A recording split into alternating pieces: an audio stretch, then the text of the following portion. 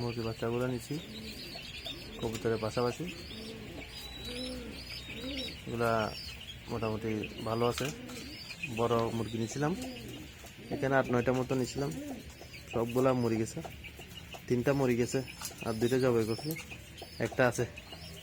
তো মুরগি তেমন একটা রোগ প্রতিরোধ ক্ষমতা তেমন একটা ভালো নাই, কারণ যেগুলো ফিট খাইয়ে বড় হয়েছে ওগুলো সহজে বাঁচে না। এক জায়গা থেকে এক জায়গায় ওয়েদার চেঞ্জ হলে ওগুলো মোটামুটি ঠিক থাকে না।